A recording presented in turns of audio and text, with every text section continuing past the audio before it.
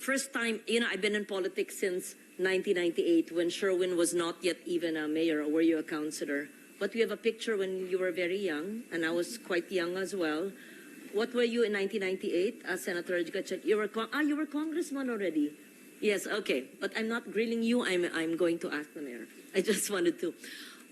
Mayor Alice Go, first time nyo sa politika 2022, right? Madam I'm Senator, sure yes po. this has been asked of you in the previous hearing. I just wanted to put it on record again. And before 1998, you were in business. That's what we have. Before 2022 po. Oo. Apo. At yun yung bumili ka ng lupa at nagtayo ng mga gusali doon sa mga iba-ibang korporasyon. Hindi ikaw yung bumili ng gusali, nagtayo ng gusali, ikaw yung may-ari ng lupa. Tama? Prior po, ako po. Yes. And by now, you're well aware that yung mga nagtayo ng gusali ay may mga ginawang krimen sa mga lugar na yon, teritoryong yon, kung saan kinatatayo ng lupa mo, at ang mga krimen na ito ay human trafficking among others, including illegal gambling and other criminal activities. Correct? Your Honor, before nangyari po yung raid, wala po akong alam. In fact, wala pong dumarating po na report po sa office ko po at wala rin pong dumarating po na report po from PNP na meron pong nangyayari. Mayor, Opo. hindi ba ho trabaho at tungkulin ng mga mayor na alam po ang nagaganap sa kanilang lugar? Is that not your sworn duty as the chief executive of a local government unit? Your Honor, yes po. Every month po, tinatanong ko rin po, meron din po akong tao na inassign po para tanungin po yung mga housekeeping po na taga-Bamban po na kung meron po silang ginagawa mga alimalya po doon sa loob po. And wala pong dumarating po sa akin ng report po na may ginagawa po silang Gano'ng crime po kalaki doon. yung lupa, Mayor, kung saan nagtayo ng mga gusali? Kung saan ginaganap ang krimen ng pangangalakal ng mga tao, mga Pilipino at mga dayuhan, kung saan ginaganap ang mga illegal gambling activities, kung saan ginaganap ang iba't ibang klaseng krimen? Ilang ektarya at hindi nyo alam sa Banban bilang mayor? Your Honor, 7+ hectares po. So, 7+ hectares, you're a mayor of Banban Town, newly elected. Kayo po syempre ang nagbigay ng mga permits para magtayo ng mga malalaking gusaling yon. Syempre po, kilala nyo yung kapitan. Anong barangay po yung 7 hectares na yon? Your Honor, Barangay Anupol po. Kilala ko po yung kapitan. At Your Honor, yung mismong POGO po na operation po is nagbigay po sila sa akin ng provision license po from PAGCOR po. Then that's the only time po na minigyan ko po sila ng permit po. 2nd, 3rd, and 4th floor po. At yung mga nahuli at nasagip na mga dayuhan at mga Pilipino ay alam nyong nangyari yon, di ba? Alam nyo na sila ay kinakalakal, sexually abused. Your Honor, before po nangyari po yung raid, wala po akong alam. After the raid po, doon ko po nalaman po. At tinanong nyo sa inyong barangay captain na siguro naman ay kilala nyo, kaalyado nyo, kung ano po ang ginaganap sa 7 hectares na property yon kung saan malalaki ang mga gusali? Yes po, Your Honor. After the raid po, nag-form po kami ng isang team po to investigate po sana. However po, nung papasok na po sila sa loob to investigate po at para mag-gather pa po ng mga informations na from outside and inside po, hindi na po sila inalaw po pumasok po sa compound po. The whole 2 years that you've been the local chief executive at nandun ang mga nefarious, illegal, criminal activities in a barangay in your town, and you will say, wala po kayong kinalaman o wala kayong alam sa mga nagaganap? Your Honor, wala pong dumating sa akin na ini-report po. In fact, noong 2023 po, na-rate po yun. First, nung nakaraan beses po na na-rate po yun, nag-form din po kami ng isang task force po, isang team po to check. However po, kalagitnaan po ng aming investigation po, nasa korte na. Nung nasa korte na po, hindi na po kami nakialam Pero bilang kayo LGU po ang may-ari ng lupa kung saan po nagtayo yung mga negosyante. So kilala niyo po sila. Your Honor, nag-divest po ako 2021 po. Yes, Yes po. divestment, but you know them. Kilala ko po yung Huang Jiyang po, Your Honor. So kilala nyo, ano po yung negosyo ng inyong kadil na nagtayo ng mga gusali at negosyo sa lupa nyo? Your Honor, kilala ko po si Huang Jiyang at siya po yung nag-invest po dun sa mga buildings po. At after po ng raid, tinanong ko rin po siya ano nangyari. Sabi rin po niya sa akin, nasa korte na. Yun po yung naging usapan po namin nung nangyari po nung nakaraan po na raid. That's your conversation as landowner.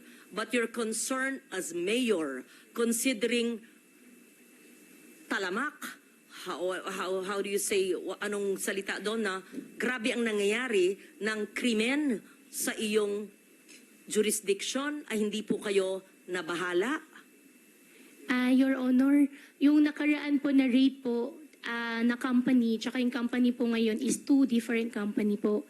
Binigyan ko lang po sila ng lisensya po, binigyan ko lang po sila ng business permit po, Your Honor, nung nagkapagbigay po sila ng provision license po sa opisina ko po. Yes. Bigay ng license, hindi nyo alam, hanggang renade sila. Alam nyo, pinasukan nyo, tumakbo kayo bilang mayor at nanalo kayo ng ilang daang votes over your rival and you're saying something that you're familiar because kayo may-ari ng lupa at kilala nyo yung tao, nagtayo ng malaking gusali at nagkaroon ng raid na last year at hindi nyo alam na nagaganap ang mga krimen na yon right under your nose in the LGU which you had? Your Honor, lahat po ng naging operation po ng Pogo po sa Bamban sila po ay meron pong lisensya po na galing sa PAGCOR. In fact, itong last po na raid po ay meron pong 24/7 po na PAGCOR po nagbabantay po doon sa site. At sinasabi nyo na sa kaalaman nyo ay Pogo lamang ang nagaganap at yung mga nasagip na mga dayuhan na natatraffic o sa Filipino ang salita ng traffic ay kinakalakal, binebenta ng mga tao, dayuhan man o Pilipino, ay wala kayong kaalaman at mismo yung barangay captain at yung mga tao nyo po sa LGU ay hindi po alam ang nangyayari? Your Honor, walang pong dumating po na report. In fact, before po nangyari, I think 2 weeks po before nangyari po yung raid, nag-invite po sila sa amin, kasama po ang LGU po, para sa isang open house po na visitation po. Nakakapasok naman po yung mga empleyado po ng LGU po doon. Wala rin pong dumarating po na report po sa opisina po namin. At meron din po kami ordinansa po, resolution po, na galing po sa Sangguniang Bayan po na nire-require po ng konseho po ang aking local police po na na mag-report, mag-submit po sila ng report po in a weekly basis. Wala pong dumarating din po na report po sa amin na meron po nangyayari po na any crime po sa loob. Anong ginawa po nyo nung natuklasan nyo na renade sila, na may mga illegal activities dun sa lugar kung saan kayo ay parte dati, na sabi nyo nag-divest na kayo, and what have you done? Your Honor, gumawa po ako ng isang team po para mag-investigate po sana sa loob. However po, hindi po sila nakapasok. At gumawa rin po ako ng isang team po na galing po sa labas para imbestigahan po yung mga naging empleyado po sa loob, yung mga housekeeper po, na tinanong po namin sila, ano ba talaga nangyari? Meron po ba kayo nakita na tinotorture po? Unfortunately po, ang sagot po nila sa amin ay wala po. And 200 plus po kasing naging empleyado po na local po doon sa site.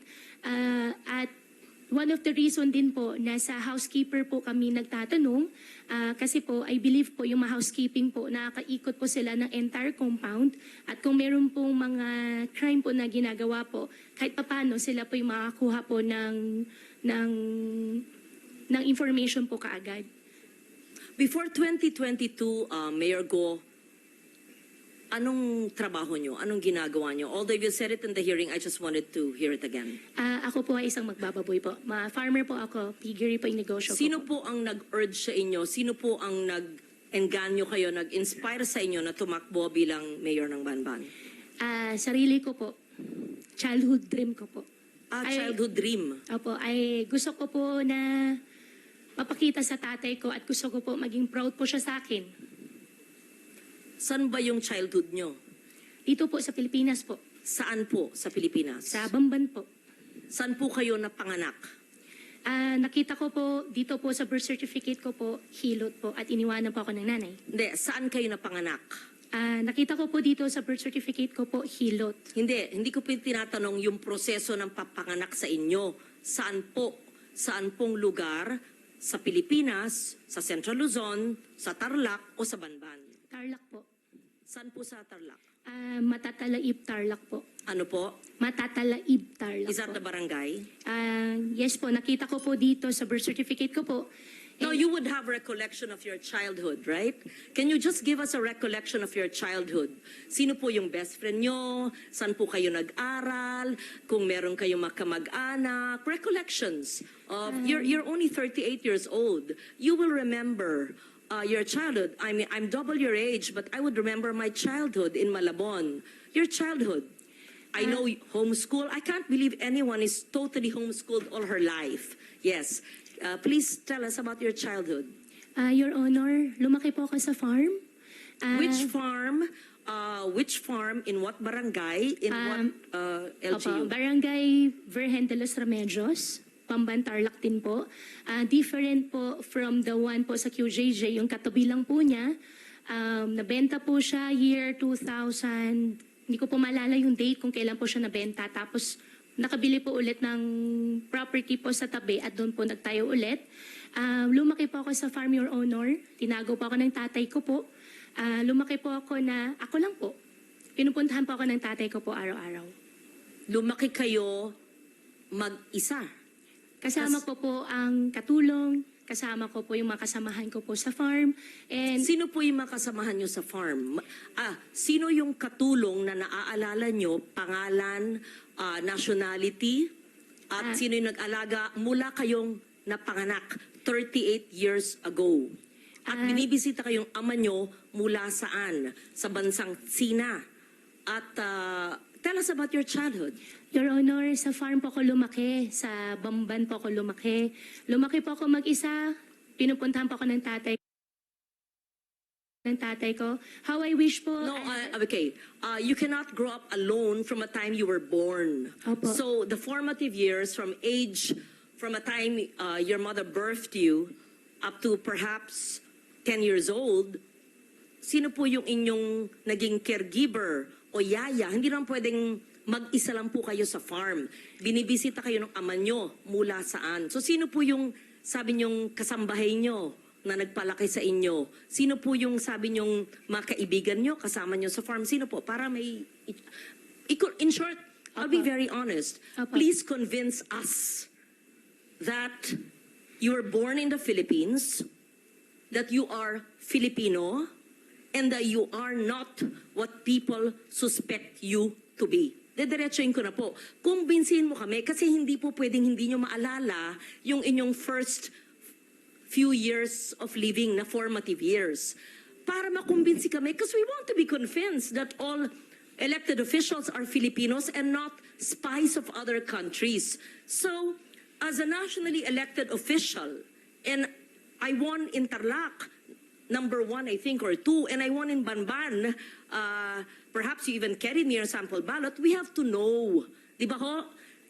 So if you're really Chinese and fronting for other people, go back to your country. But if you are Filipino and you were born here, convince us because we want to be convinced. So I'm trying to help you by trying to make you recall about your childhood. Hindi pwedeng, kasi parang scripted. Kasi I was born on this. This is what I can remember. And then when I ask you the same question, it's the same rote. R-O-T-E. So convince us. Your Honor, lumaki po ako sa Bamban, Tarlac. Lumaki po ako sa farm. Paulit-ulit. Opo. Anong barangay, anong farm, sino po yung nag-alaga sa inyong sabi nyo na binibisita kayo ng ama nyo, ano yung family situation, sino pong makalaro nyo, kaklase nyo, kung homeschooled kayo, sino po nag-homeschool sa inyo, ganun po. Madam Senador, Ako po ay lumaki po sa Barangay Virgen de los Remedios, Bamban, Tarlac po. Ako po ay isang Filipino. Lumaki po ako kasama po yung mga empleyado po namin sa farm. Ipaprovide ko rin po yung mga pangalan. Come and go din po naman kasi yung mga naging empleyado po. 38 years ago po, Madam Senador, wala po ako talagang maalala ng sobra. Pero meron pa po ako isang kasama ngayon po na matagal na po sa amin, si Mang Boy po, na hanggang ngayon, kasama ko pa rin po siya. Sa susunod po, baka pwede ko po siya i-present din po dito para makilala niyo po. And in fact, 14 years old pa lang po ako, nagtatrabaho na po ako. Kilala po ako ng barangay chairman na mention po kanina na ipapaimbita. At bumibili na po ako ng mais. Pwede po ako mag-present po ng mga pangalan po nila na magpapaalam lang po ako sa kanila kung pwede ko po sila i-disclose po yung names po nila. At Excuse me, San Loren, kung pwedeng idagdag, kung kaugnay nyo lahat ng mga taong ito mula nung pagkabata nyo, pwede nyo bang ikwento ng mahaba-haba ng konti in Kapampangan? Kasi syempre, kausap nyo sila sa sarili nilang lengguwahe. Madam Chairman, ang Bamban po ay Tagalog po. Meron din pong Kapampangan, pero yung mga kasama ko po sa loob ng farm po, mostly po mga Visaya po. Kasi ang piggery po, biosecurity po, hindi po sila lumalabas. Well, actually, San Loren, just for the record, may mga nag-o-observe na mga kababayan natin, pati mga netizens na mga Opo. Kapampangan. Yan po ang tanong nila sa inyo. Kasi Kapampangan po ang lingwahe nila. Yes, yes. Anyway, can you San Loren, speak? please Oh, proceed. thank you for that interjection. It's very helpful. Magsalita po kayo sa Kapampangan kung kayo'y lumaki sa... Madam do. Senador, konti lang po yung alam ko po sa Kapampangan. Ang alam ko po, sobrang konti lang po. Di Okay, takda mo po. what Chinese language do you speak? Hokkien or Mandarin? I can speak Fukien po. Okay, speak in Hokkien now. Bo, More. Tell us more about your life in China. wala po akong life po sa China. Dito po ako lumaki sa Pilipinas po. Tell us about your life in the Philippines and tell us about your family in China in Hokkien. Family ko po in No, China. in Hokkien. Please tell us about your father who's from China and he used to visit you when you were a child, and the family of your father in China, and where are you from China in Hokkien. We have interpreters and perhaps I can understand a little. Yes po. Guay lao pe tui tai lok lai. Continue. Gua si Trung Quốc lang. Gua si Philippines lang. Tell us about your relatives. Pakikwento po ang mga kamag-anak ng iyong ama. San sa bansang Sina ang inyong ama at ano ang ginagawa niyo? Sinabi niyo embroidery, etc. Negosyo at mga kamag-anak niyo doon. Tell San us. Loren, before she answers, Yes. maybe we can ask Ms. Batay, our Chinese interpreter, just to Yes, interpret to yes. us what the mayor said. Thank you. Ms. Batay. Okay, so in English, the interpretation would be, my father is from China. I am not a Chinese. I am a Filipino. I mean, you're obviously half Chinese because if your father is full Chinese and your mother you claim is Filipino, right? Your Honor, ako po ay isang Filipino at ang tatay ko po ay Chinese. Ako po ay, kung hindi man po ako full-blooded po na 100% po na Filipino, dahil po sa tatay ko, ako po ay isang Filipino po. Okay. What do you recall in 1986 when you were born? Your Honor. And why is it that you obtained your birth certificate? To be fair, sometimes people only have their birth certificates much later. But tell us the process of obtaining your birth certificate in what year? What year did you get your birth certificate? Your Honor, 2005 po. Yes. How San did Loren, you... if I may just quickly add to your Please, earlier please, question. proceed, Madam Chair. Mayor, may childhood photos ba kayo sa Bamban? Yes. Meron po, nung bata po ako, Madam Chairman, hindi po talaga uso cellphone. Pero sa nangyari po, meron po camera mga po. circulation po ng mga pictures ko po ng teenage life ko po sa conception. I can provide po. In fact, hindi ko po alam na meron po pala akong ganun picture. Could you kindly give us the earliest photos of yourself and your family and your workmates, playmates in your very exclusive and closed farm that you said, and your relatives in China and your father's relatives, and the time that you were born, 1986, hindi naman, okay, walang cellphone, but you must have photos. And Yes po. proof of your homeschooling. Siyempre, pag homeschooled, meron pa rin yan mga report card, hard copy pa noon, hindi pa soft copy eh. Yes po, Your Honor. Hahanapin ko po yung mga picture po. Pati So, po yung mga tao po, pati po yung mga empleyado po na kasama ko po. what was the situation, Mayor Go, noong 1986 when you were born? Where was your mother? Where were your parents? And sa mga binibisita kayo ng iyong ama at ang kasama niyong lumaki ay sino? Fill in the blanks, please.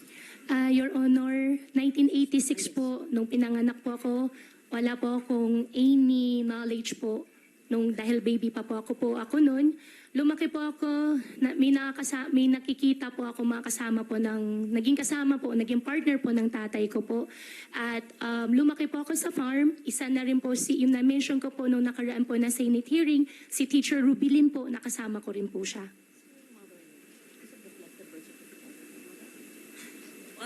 Can you please state once again your mother's name? Amelia Leal po, biological mother ko po. And have you ever met her? Hindi ko po siya nakasama. Have you ever met her? Hindi po. From a time you were born from 86, hindi po nyo na silayan. Hindi na po. And tinanong po nyo sa inyong ama o sa mga kalaro nyo kasamahan sa farm? Your Honor, how I wish po I have a perfect family po. No, we lead imperfect lives. So I don't want to intrude on that. I just wanted to make sure. So, sa pagkaalam ba nyo ay Pilipino ang inyong ina? Opo. Yan po ang sinabi po sa akin ng tatay ko po. At lumaki po ako dito sa Pilipinas po. At wala rin po, Madam Senador, wala rin po akong ibang citizenship kung hindi Filipino lang po. How did you acquire how did you obtain your birth certificate in 2005? Minigay po sa akin, hindi po ako yung nag-prepare po nitong birth certificate. Hiningi ko po sa tatay ko po yung birth certificate ko po.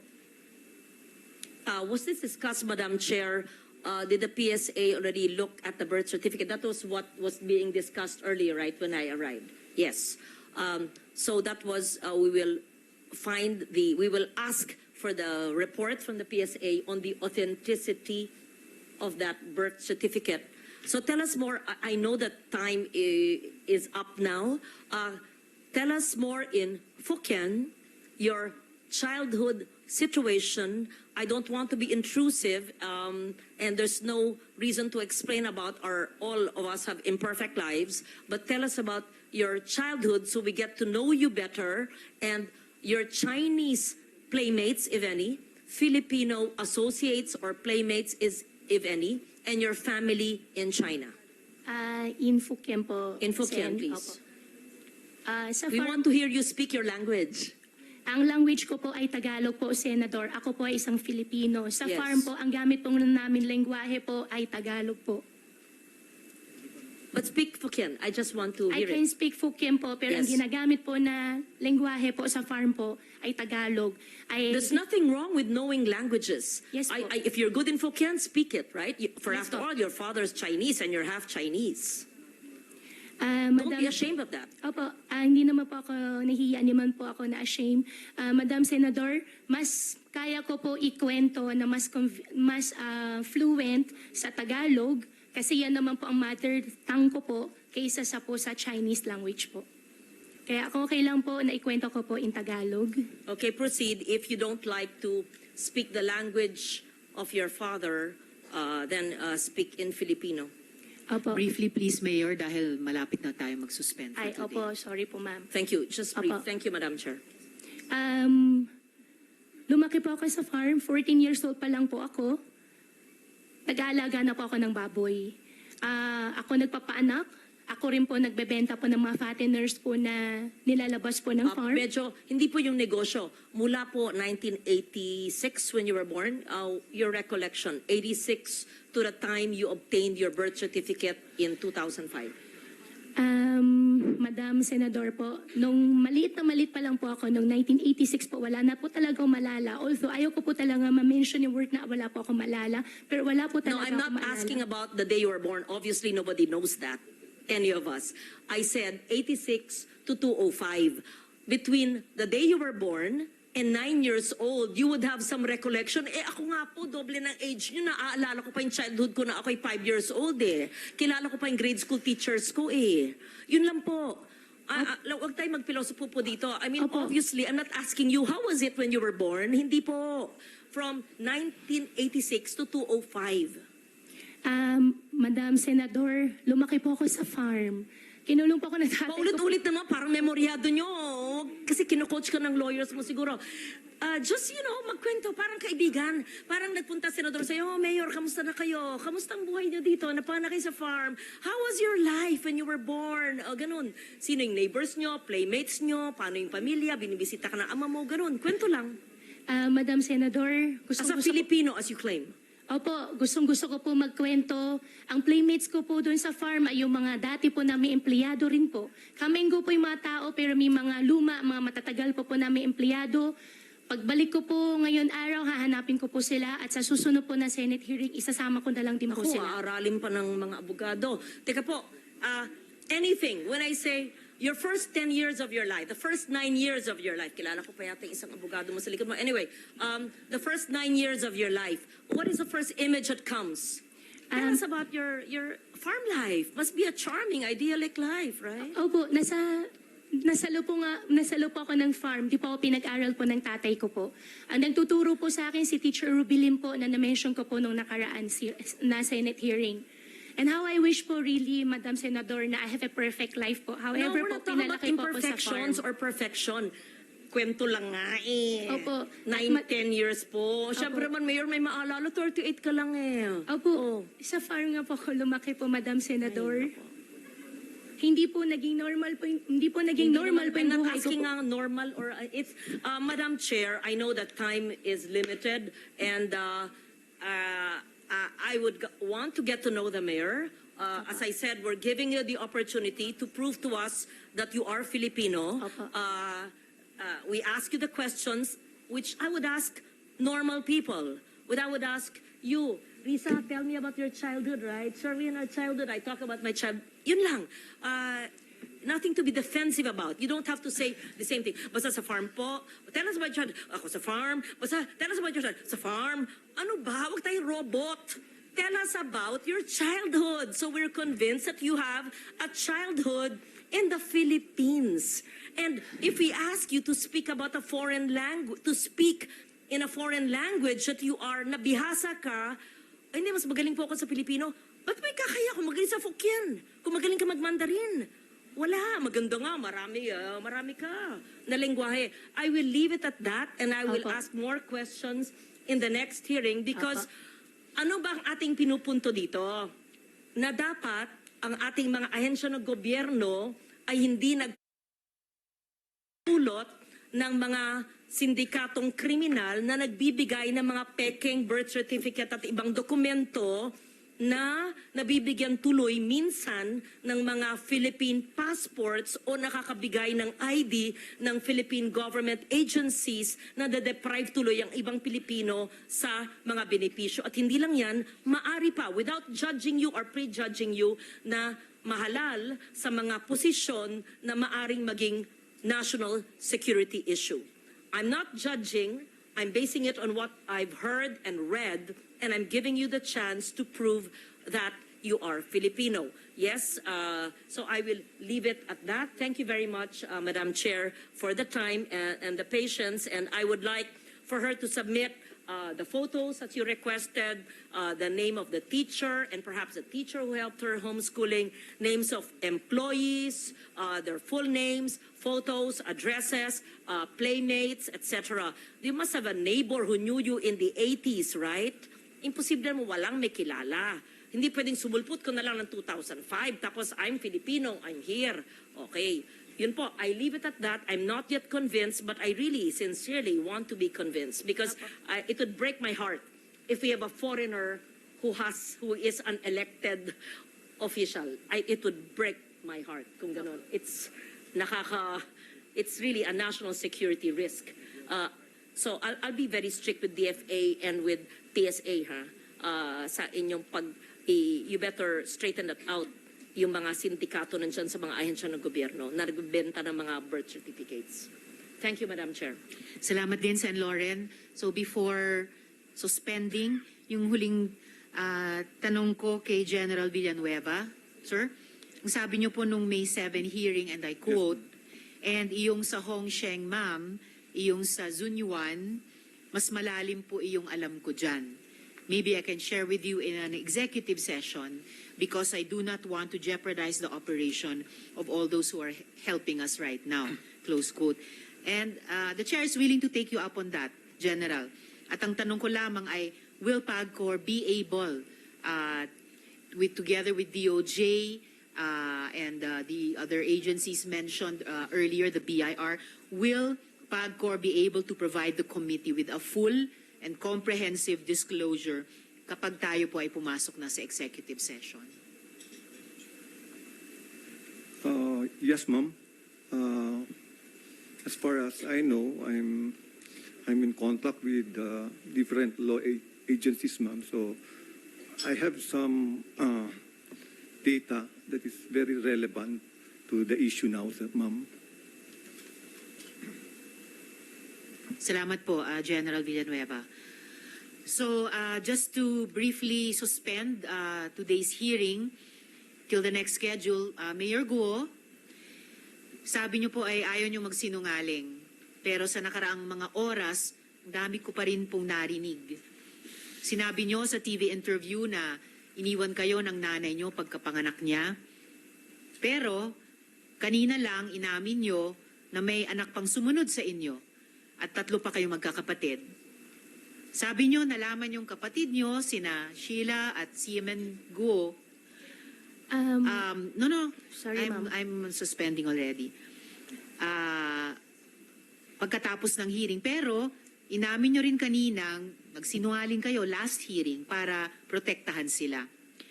Sabi nyo, hindi nyo kilala si Nancy Gamo na involved sa Pogo, pati mga kumpanya ng pamilya nyo. Pero, nung pinakita na ang pruweba, naalala nyo bigla. Pinipilit nyo na simpleng tao lang kayo, pero ang laman ng SALN nyo, daan-daang milyong piso. Mayor Guo, pag sisinungaling pa rin po ang paglilihim ng katotohanan. Kayo lang ang nakilala kong tao na hindi daw kilala ang kapatid, pero magkasama sa travel abroad. Nakikipag-partner sa milyong-milyong pisong negosyo na di kilala ang kasosyo. Humihiram ng kotse, pero di alam ang pangalan ng hiniraman. Nagbenta ng chopper at may utang pa sa inyo, pero di kilala ang pangalan ng sisingilin. Tila sa dami ng assets, kumpanya at property na di makakip track at kailangan pang magtanong sa abogado, tila may dagdag bawas pang ginagawa. At lahat ng kasinungalingan o paglilihim na iyan ay mahalaga dahil nasa gitna tayo ng sikreto at sistematikong sindikato na siyang nanloloko sa mga Pilipino at naglalagay sa panganib ng ating mga institusyon at seguridad. Ang pinag-uusapan dito ay pamamahala.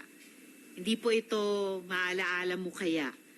Nakulang na lang siguro may nawawalang diary or may lilitaw bang kambal, parang maraklara. Maganda ngang tanungin na sa test ng pagka-Pinoy, sino nga gumanap sa maraklara? No coaching ha, please. Pero, gaya ng nabanggit kanina, seryoso po tayo dito. Friends, our law enforcement agencies have expressed the desire to share more comprehensive findings in executive session. Findings that involve national security and transnational organized crime. Ang susunod na hearing, pili na lang ang tatawagin namin at ito po ay hindi rin bukas sa media. Kailangan natin na lumabas ang katotohanan. Kailangan natin maintindihan ang punot dulo nito. Alang-alang sa bayang Pilipinas. So sa lahat, marami pong salamat at sa ngayon, this hearing is suspended.